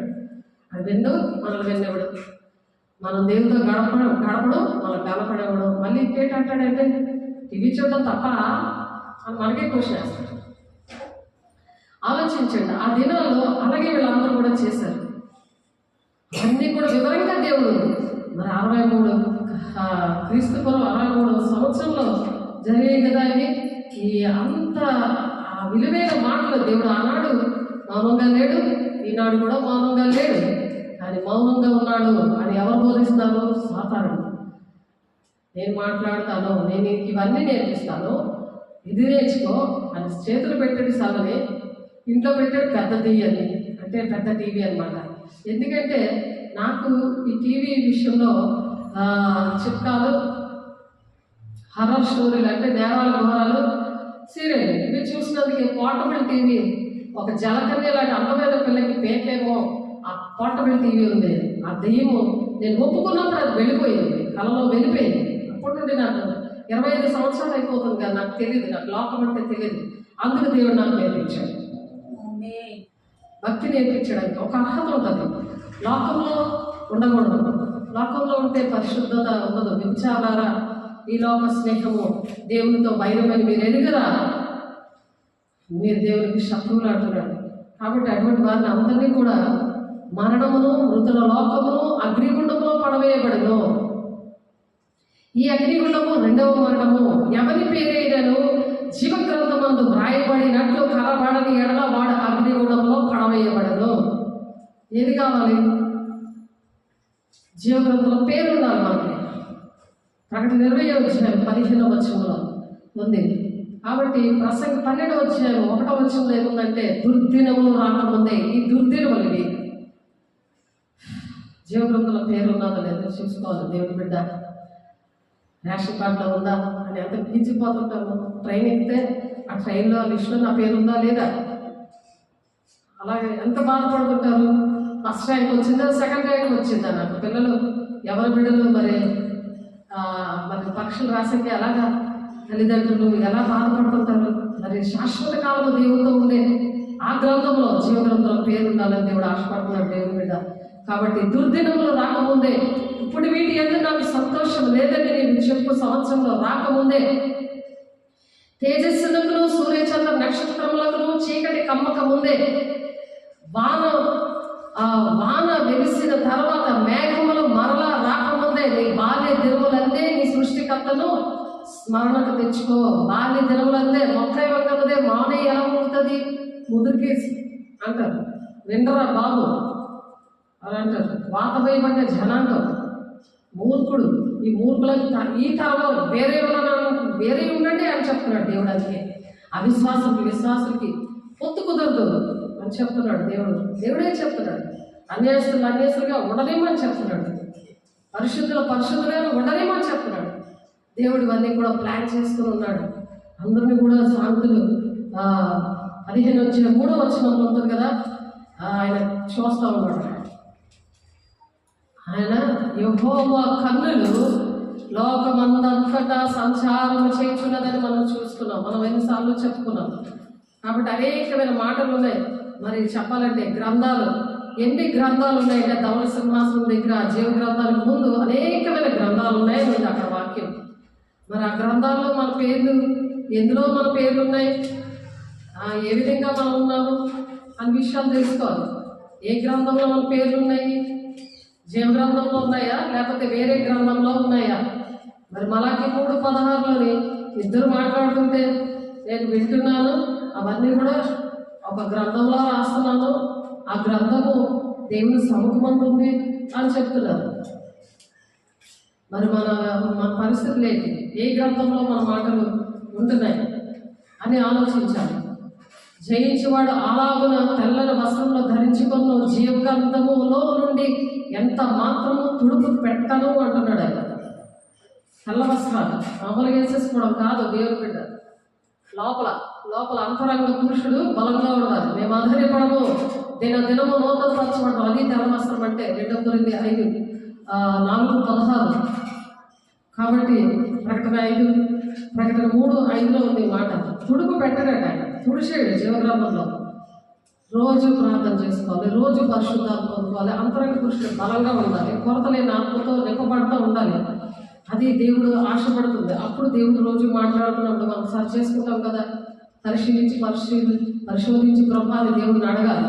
కీర్తన 69:28 జీవగ్రంథంలో నుండి వారి పేరును తుడుపు పెట్టుము, నీతిమంతుల పట్టీలో వారి పేరును వ్రాయకము అని చెప్తున్నాడు కీర్తనాకారుడు. దావీదు భక్తుడు చెప్తున్నాడు ఆ మాట. నీతిమంతుల పట్టీలో ఉండద్దు, జీవగ్రంథంలో వారి పేరు తుడిచేయి అని చెప్తున్నాడు. చాలా మంది అంటే ఆ ప్రార్థన చేస్తుంటారు. దావీదు భక్తుడు అలా ప్రార్థన చేశాడు. 139:16 నేను పిండములో ఉండగా నీ కన్నులు నన్ను చూచాను. పిండము ఎంత ఉంటుంది, అది గర్భంలో యూట్రస్లో ఎంత ఉంటుంది, చిన్నది ఉంటుంది కదా. నేను నా పిల్లల కోసం ఆ గర్భంలో పిండంగా ఉన్నప్పుడు ఆ చిన్న బీజం కోసం నేను ప్రార్థన చేశాను. ఈ బీజం అపవిత్రతంగా పుట్టకూడదు అయ్యా, నీ రూపం నీ గుణాలతో పుట్టాలని 9వ నెల వరకు 2 పిల్లలకి నేను ప్రార్థన చేశాను. వేసే పోలుగులు, వేసే గుణాలు నాకులాగే ఉన్నారు అన్న. అర్థమైందా? మన మనుషుల వైపు చూడకూడదు, దేవుని వైపు చూడాలి. దేవుని గుణాలు మన పిల్లలకు రావాలి, మన కుటుంబీకులకు రావాలి, మన సంఘంలో వాళ్ళకి రావాలి. క్రీస్తుని కలిగిన మనసు మీరు కూడా కలిగి ఉండండి అంటున్నాడు. క్రీస్తు కలిగిన సంపూర్ణత గలవాల మగవారు అన్ని విషయాలు ఎదగండి అని ఉంది. MSC 4:12-15 ఉన్నాయి ఈ మాటలు. దాని విషయమే మనం గురిపెట్టుకొని ఉండాలి. అక్కడ ఏంటి జరుగుతున్నాయి ఇవి కాదు. మనుషుల్లో భూ సంబంధం ఎదుర్కోవడం కాదు. సైతాన్ గాడు ఉన్నాడు భూ సంబంధం. పరలోక సంబంధం అంటే దేవుని సంగతులు మనం తెలుసుకోవాలి. మన కన్ను మూసగా ఎక్కడ ఉంటాం మన విషయాలు తెలుసుకోవాలి. కాబట్టి నియమింపబడేది దినములలో ఒకటైనను కాక మునిపే దినములన్నీ కూడా గ్రంథంలో లిఖితములైన ప్రతి దినము కూడా గ్రంథంలో రాస్తారు. దేవుడు వెయిట్ చేస్తున్నారు. ఎంత టైం దేవుడికి గడిపావు, చెప్పిన మాటలు అన్నీ గుర్తున్నాయి. గుర్తుండాలని దేవుడిని ఎంతసేపు అడిగావు, దిద్దుబాటు చేసుకున్నావా? నీకు నాకు దోషమైన గోడ అడ్డంగా వచ్చింది, అందుకే నీ ప్రార్థన నేను ఆలపించట్లేదు అంటున్నాడు దేవుడు. దేవుడు మాట్లాడుతున్నప్పుడు ఆ వాక్యం అనే దేవుడు నీ హృదయంలో గుర్తపడకపోతే అది దుష్టుడు ఎత్తిపోతాడు అని ఉంది. ప్రార్థన లేకపోతే దేవుడితో కనెక్షన్ లేదు. ఉన్నదని ప్రపంచాత్మక ఉంటే దేవుడు ఉన్నాడులే, నమ్ముకున్నానులే కాదు. ఎంత వచ్చింది, ఎంత నువ్వు చెప్పగలుగుతున్నావు, ఎంత భారం కన్నీరు వస్తుంది, ఇతరులు ఎలా ప్రేమించి చెప్పగలుగుతున్నావు, నువ్వు దేవుడు నేర్పించిన ఇతరులకి ఎలా వాళ్ళు ప్రకటిస్తున్నావు. యోధా స్త్రీలు అంటే చాలా సైన్యంలా ఉన్నారంట. హెబ్రీ స్త్రీలు చాలా చురుకైన వారు ఉంది. మరి అలాగా దేవుడి బిడ్డలు అనేక మంది కన్నీరు కాల్చే స్త్రీలని పిలవనప్పండా ఉంది. 29 అలాగా మరి ఆ రోదన వేదన దుఃఖము వస్తుందా? ఎప్పుడు వస్తుంది అంటే వాక్యం తెలుస్తుంది. వాక్యం అనే దేవుడు కలిగి ఉన్నప్పుడు, వాక్యంలో ఉన్న విషయాలు తెలిసినప్పుడు, నీ సంచారములను నీవు లెక్కించి ఉన్నావు, నా కన్నీళ్లు నీ గుడ్డులో ఉంచబడి ఉన్నవి అని చెప్తున్నాడు దావీదు భక్తుడు. అంత ఏడ్చాడు, తలుపు తేలిపోయలేక తన పాపముల కోసం. 58 ఉంది ఆ మాట. కాబట్టి ప్రతి కన్నీరు ఆయన కన్నులో దాస్తాడు దేవుని పిల్లల కోసం. నీ దిద్దుబాటు నువ్వు పరిశుద్ధంగా అవడానికి ఎంత కన్నీరు కాచావు ఆయన దాస్తాడు. ప్రతి కన్నీటి గుండు కూడా చాలా విలువైనదిగా ఆయన చూస్తున్నాడు. దేవుని బిడ్డ నీది నాది. ఎవరి కోసమే ఏడుస్తున్నావా? శరీర సంబంధమైన కన్నీరు అంటే అది మరణాన్ని దారితీస్తుంది. అప్పుడు కాళ్ళు వీకులు తలపోటు వచ్చి మంచం వెక్కి పడుకుంటావు రోజంతా, అంతే. అది అలకమంచం అంటారు. అది మరణాన్ని దారితీస్తానని ఉంది. రామ 8 వచ్చే 5, 6, 7 వచనాలు మీరు చదివితే ఆ ధర్మశాస్త్రం రావడం కనుక మనం రావడం నేరం అని ఉంది అక్కడ. అదే ఆత్మ సంబంధమైన దుఃఖం ఏం చేస్తుందంటే రక్షణాత్మైన నార్మల్స్ని కలుగు చేస్తుందట. అది జీవము అని ఉంది, సమాధానము జీవము అని ఉంది. వాళ్ళ ధర్మశాస్త్రం లోబడతారు. ఆ లోబడతారు, ఇంకొక లోబడేలాగా ప్రార్థన చేస్తారు, కన్నీరు కాలుస్తారు. అది దేవుని లెక్క. దానియేలు 7:10 అగ్ని వంటి ప్రవాహం ఆయన యుద్ధ నుండి ప్రవహించుచుండెను. వేవేల కొలది ఆయనకు పరిచారకులు నుండి కోట్ల కొద్ది మనుషులు ఆ జనములలో గ్రంథములు దాఖలైన వారిలో వారు తప్పించుకోరు అంటారు. ఆ గ్రంథాల దగ్గర దేవుడు మాట్లాడతారు. ఆ గ్రంథాల దగ్గర ఆ కోట్లాది మధ్యలో దేవుడు ఇవన్నీ కూడా అడుగుతారు. దానియేలు 12:1 కూడా అలాంటి మాటలు ఉన్నాయి. కాబట్టి మీరు చదువుకోండి. కొన్ని నేను చదివేస్తున్నాను. MSC 1:16 మీ విషయమే మానక దేవునికి కృతజ్ఞతాస్తుతులు చెల్లించుచున్నాను అంటున్నాడు పౌలు భక్తుడు. మీ విషయంలో అలాగే ఎవరైతే ప్రార్థన చేస్తున్నా వారి కోసం ఎప్పుడు కూడా దేవా నీ బిడ్డను బట్టి వందనాలయ్యా, నీ బిడ్డ వచ్చిన పరిచయం చేసిందయ్యా, నీ బిడ్డలో ఇలాగా బలిపీడతో సేవ చేస్తుందయ్యా, నీకు వందనాలయ్యా, నీకు వందనాలయ్యా, కృతజ్ఞతాస్తుతులు చెల్లించాడంట పౌలు గారు. ఆ హృదయం వస్తుంది అన్నమాట, దేవుని మనసు అది అలా వస్తుంది. అలాగే మీ విషయంలో మానక దేవుని కృతజ్ఞతాస్తుతులు చెల్లించుచున్నాను. మంచి సేవకులు ఇచ్చేవయ్యా, నీకు వందనాలయ్యా, వాళ్ళ ఆరోగ్యం కాపాడయ్యా, మరి అనేక మందికి వార్త వెళ్ళాలయ్యా, వాళ్ళు విన్నప్పుడు వాళ్ళు గ్రహించాలయ్యా అని ప్రార్థన చేయాలి. సామెతలు 3:5-6-7 మరి ఆ మాటలు కొన్ని మాటలునే పౌలు నా పరుగు తుదముట్టించితని అంటున్నాడు. ఆ పరుగు అనేది మన పరుగు ఏంటంటే అక్కడ ఆగకూడదు. పరుగు దేవుని రాజ్యానికి వెళ్ళేటప్పుడే విషయాలు. కాబట్టి ఆ 70 సంవత్సరాలు అబ్రహామును పిలిచాడు. సేవకి 70 సంవత్సరాలు అప్పుడు వచ్చాడు అబ్రహాం. 70 సంవత్సరాలకి ఎలాగైపోతున్నారు మనుషులు? వృద్ధాప్యం ఎందుకు వస్తుంది? యెహోవా కొరకు ఎదురు చూడట్లేదు. ఆ ఎదురు చూసేవారు ఎలా ఉంటారట? నూతన బలం పొందుకుంటారట, పక్షరాజు వారు ఎదురుతారట, అలాగే పరిగెడతారట, సమస్యలకు నడిచిపోతారట. మరి అబ్రహాం గారు ఎలాగ చేశాడు? 70 సంవత్సరాలు సేవ పిలిస్తే ఆలోచించండి. సాతానుడు నువ్వు ఇక పడుకో, నీ పని అయిపోయింది, నువ్వేం చేయలేవు ఇలా చెప్తా ఉంటాడు. కానీ దేవుడు ఏం చెప్తున్నాడు అది మనం వినాలి. 70 మందిని ఏర్పాటు చేసుకున్నాడు.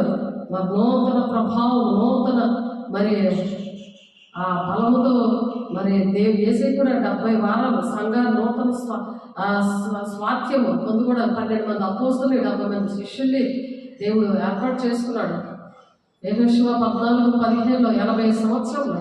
మరి కాలేబు గారికి 80 సంవత్సరాలు ఉంటే ఆయన కొండ ప్రాంతాల్లోని ఆయన సేవలు ఎంచుకున్నాడు. ఆయన ఎంచుకొని 80 సంవత్సరాలప్పుడు ఆయనకి 40 సంవత్సరాలు అన్నట్టుగా ఆయన పరిగెట్టాడు. అంత బలం ఇచ్చాడు దేవుడు. 80 సంవత్సరాలు 40 సంవత్సరాలు పరిగెట్టగలరా? చూడండి దేవుడు ఎంత ప్రేమిస్తాడు. దేవుని బట్టి నువ్వు అనుకుంటే చాలు, నీకు అటువంటి బలం ఇస్తాడు. నువ్వు ఆయన కోసం ఎదురు చూడాలి. నా భర్త వస్తాడా, నా పిల్లలు వస్తారా, నాకు ఉద్యోగం వస్తుందా, ఇలాంటివి కాదు. భూ సంబంధాలు వెతుక్కోవడము, భూ సంబంధం ప్రేమలో అలాంటివి కాదు. తండ్రి చిత్తాలు నెరవేర్చిన వాళ్ళ తల్లి సహోదరులు అని అందుకే దేవుడు చెప్తున్నాడు. దేవుని బిడ్డ మరి అనేకమైన శ్రమల గుండానే దేవుని రాజ్యానికి వెళ్ళాలంట. సుఖంగా ఉండే దేవుని పని చేయకపోతే ఎలాగా? అనేకమైన శ్రమల గుండా దేవుని రాజ్యానికి వెళ్ళాలి. మరి శ్రమలు లేకుండానే దేవుడు చక్కగా దేవుని ప్రకటించమంటే ఎందుకు ప్రకటించలేకపోతున్నారు? అది మనం ఆలోచించుకోవాలి. ఎందుకు ప్రభా నేను చేయలేకపోతున్నాను? ఎంత సుఖంగా, ఎంత దర్జాగా, ఎంత సంతోషంగా చేయవలసిన పరిస్థితుల్లో నాకు ఇస్తే నేను ఎందుకు చేయట్లేదు? నన్ను అంతగా దీవించి అంత మంచి మాటలు నాతో చెప్పి నాతో ఎన్నిసార్లు మాట్లాడుతున్నా నేను ఎందుకు పక్కన పెట్టేసి నేను అలాగా ఎక్కువ టైం నిద్రకి, దేవుని ఇంట్లో పనులు చేసుకోవడానికి, నా సొంత పనులు, నా సొంత ఆలోచనలతోనే నేను నడుస్తున్నానే తప్ప దేవునికి ఇష్టంగా నేను నడవట్లేదు, దేవునికి ఇష్టమైన పనులు నేను చెయ్యట్లేదు అని అనుకుంటున్నాను. అపోస్తలుల 14వ అధ్యాయంలో ఉంటుంది అన్నమాట. ఏంటంటే శ్రమల గుండానే దేవుని రాజ్యానికి వెళ్ళాలి అని. ఆ శ్రమలు తట్టుకునే పరిస్థితులు కూడా ఇస్తాడు. బలమైన ఇచ్చాడు, శ్రమ తక్కువ పరిస్థితులు, అటువంటి అభిషేకం కూడా ఇస్తాడు. అటువంటి వెలుగులో ఉన్నప్పుడు అయితే ఆయన వెలుగులో ఉన్న ప్రకారం మనము వెలుగులో నడిచేయడలా మనం అన్యోన్య సహవాసం దేవుడితో ఎలా ఉండాలి? అన్యోన్య మనుషులతో కాదు, అన్యోన్య సహవాసం మా దేవుడితో. దేవుడు నీ కోసం ప్రాణం పెట్టాడా? నీకు పాపక్షోభం వచ్చిందంటే, మాట్లాడుతున్నాడంటే ఆ సజీవ గల మాటలు, బలమైన మాటలు, నీకు ఆరోగ్యము, పోషణ, నీకు చక్కగా సేఫ్టీ, నీకోసం నువ్వు పిలిస్తే పలికే దేవుడు, మాట్లాడే దేవుడు. ఆయన నీకుండగా ఆయన నిన్ను వెలుగులో నడిపిస్తున్నప్పుడట మనము అన్యోన్య సహవాసం, అలాగే దేవుడితో అన్యోన్య సహవాసం గలవారము ఉన్నప్పుడట ఆయన కుమారుడు యేసుక్రీస్తు రక్తం ఏం చేస్తుంటే ప్రతి పాపం నుండి విడిపిస్తుందట, అందరినీ విడిపించేది. ఆయనతో అన్యోన్య సహవాసం ఉన్నప్పుడు ఒకవేళ ఏదైనా పొరపాటు జరుగుతుంది మనుషులుగా, ఒక్కొక్కసారి వెంటనే పశ్చాత్తాపం వస్తుంది, వెంటనే చేతులైతే ప్రమాణం చేస్తాం. ఒక ఆవిడైతే గుంజీలు తీసిందంట, ఒక 40 గుంజీలు తన ద్వారా తప్పు జరిగితే దేవా నన్ను క్షమించవాలి. మనం కూర్చుంటే లేగలేదు, నోట్లోంచి మాటే రాదు క్షమించమంటే. క్షమించి ప్రభా అని అంటే బాబోయ్ మధురమని ఉంది. క్షమించమని అడిగమ్మా చేతులెత్తి ఎవరు పెట్ట చక్క పాప కొడతాదని సాతాడు చెప్తే దేవుడేమో బాబునిచ్చాడు. ఏసే మాట్లాడట్లేదు, పాస్టర్ గారు చెప్పారు కాబట్టి అలా జరిగింది అంటున్నది. సాతాడు ఎలా బోధించేశాడు చూడండి. క్షమించమని చెప్పమ్మా, పాస్టర్ గారు కాదు, ఇక్కడ దేవుడు నీతో చెప్పాడు. ఆ ప్రవచనం, వాక్యం, ఆ మాట, ఎందుకంటే అపోస్తలు పోదు కదా, అందుకని వచ్చింది ఆ మాట, జరిగింది. దేవుడు చెప్పాడు, చేశాడు. ఆమోసు 3 ఉంటాడు. దేవుడు తన ప్రజలకంట చెప్పకుండా ఏమీ చేయడని ఉంటుంది. తన ప్రవక్తలకు చెప్పకుండా ఏమీ చేయడు, చెప్పాడు, చేశాడు. ఒకసారి ఆలోచించండి, మనం ఎలా ఉన్నాం? మనకే ధైర్యం కదా మన సాక్ష్యం. ఎవరి దగ్గరైనా సాక్ష్యం వాళ్ళ నోట్లోంచి వింటుంటే దేవా నాతో ఉన్నావన్న అన్యోన్య సహవాసంతో నా పాపను కడుగుతున్నావయ్యా, నీ రక్తం ద్వారా నేను ఇలా నిలబడగలుగుతున్నాను. ఎంతసేపు స్టాండింగ్, రోజంతా స్టాండింగ్. ఇంట్లోనే బయటకు వెళ్ళిన ఫీల్డ్ వరకు, ఇంట్లో హౌస్ వరకు. ఆలోచించండి, దేవుడు ఎంత ప్రేమించి ఆ బలాన్ని ఇచ్చాడు, ఎవరైనా ఇస్తారా? ఎవరైనా అలా ఆలోచిస్తారా? ఒక్క క్షణం కూడా మనం ఎలా ఉన్నామో ఆలోచించదు. కాబట్టి ఏ భేదము లేదు. అందరూ కూడా పాపం చేసి దేవుడు అనుగ్రహించిన ఈ మహిమను పొందలేకపోతున్నారట. ఏ భేదం లేదు. చిన్న పెద్ద మతము కులం అని భేదం లేదు. అందరూ కూడా పొందుకోలేకపోతున్నారు. ఇది ఎంత విచారకరమో ఆలోచించండి. రామ 3వ అధ్యాయం 23వ వచనం, మనం పాపం లేని వారిని చెప్పుకొని ఎలా మనమే మోసపరుచుకుందామో మనం ఎప్పుడు కూడా సరి చేసుకుంటా ఉండాలి. అందుకే ప్రార్థన సహవాసం రొట్టె విచ్చుకి అని ఎడతెగకుండా ఉన్నారు. ఎందుకు? మనల్ని మనం విమర్శించి కొన్ని ఎడల తీర్పు పొందకపోదాము అని ఉంది వాక్యం. అలా వెలుగులో నడుస్తున్నప్పుడు దేవుడి రక్తము మనం పరిశుద్ధపరుస్తుంది, పవిత్రపరుస్తుంది. అయితే ఆయన వెలుగులో ఉన్న ప్రకారం మనము వెలుగులో నడిచిన ఎడల మనం అన్యోన్య సహవాసం కలవారమే. అప్పుడు ఆయన కుమారుడైన యేసు రక్తం మనల్ని పవిత్రంగా చేస్తారు. అలా పరిశుద్ధపరచాలని, అలా పరిశుద్ధంగా మనం జీవించాలని దేవుడు ఆశపడుతూ దేవుడి మాటలు ముగిస్తున్నారు. దేవుడు ఈ మాటలు దీవించి ఆశీర్వదించిన గాక. ప్రతి ఒక్కరి హృదయాల్లో ఫలింపి జరుగును గాక. ఆమేన్. ప్రార్థన చేస్తున్నాము. కళ్ళు మూసుకోండి. చక్కగా దేవుని అడగండి. దేవా వాక్యాన్ని ఫలవంతంగా నా హృదయంలో భద్రపరచండి అయ్యా. ప్రతి పాపం నుండి శాపం నుండి నన్ను విడిపించి ప్రభా. జీవగ్రంథంలో నా పేరు ఉండాలి ప్రభా. సహాయం చేయండి నాయన. అయ్యా మహిమగల దేవా, ఏమైనా సరే నన్ను పరిశోధించి ప్రభా, నేను వెలుగులో నడుస్తానయ్యా. నీతో నేను ఉంటానయ్యా. నీ వాక్యం నేను వినడం కాదయ్యా. నేను ఆ వాక్యం నేను నా హృదయంలో భద్రపరచుకోను. నా కుటుంబాన్ని, నా ఇల్లు పొరుగుబాన్ని, నా సంఘంలోని, సార్వత్రిక సంఘంలోని, మరి నాయన దేశం కోసం, ప్రపంచం కోసం నేను ప్రార్థన చేస్తానయ్యా. ఆ వాక్యాలన్నీ గుర్తుపెట్టండి అయ్యా. పాటలు గుర్తుపెట్టండి అయ్యా. దుర్దినముల రాకముందే, అందోతం కమ్మకముందే, నాయన ఉగ్రత దిగి రాకముందే ప్రభా అయా తండ్రి నాయన మేము నాయన మెలకువగలిగి ప్రార్థన చేయాలి. నువ్వు చెప్పిన పని మేము చేయాలి. తండ్రి చిత్తాలు మేము నెరవేర్చాలి ప్రభా. అయ్యా నువ్వు తండ్రి చిత్తాలు నెరవేర్చావు.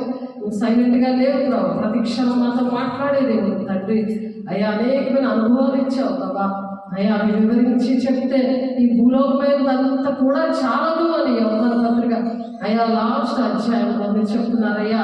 మీరు చేసిన కార్యాలు ప్రభా, చిన్ననాటి నుండి మీరు చేసిన కార్యాలు, మీరు పరిశుద్ధంగా పుట్టి నా తండ్రి, పరిశుద్ధంగా నాయన మీరు నా తండ్రి పెరిగారు. నా తండ్రి పెరిగి నాయన తండ్రి చిత్తాలు మీరు నెరవేర్చారు ప్రభా. ఎన్నో నిందల వ్యాధులు నాయన బాధలన్నీ మా కోసం భరించారు ప్రభా. మమ్మల్ని మా పాపలన్నీ నేను మీరు భరించారు ప్రభా.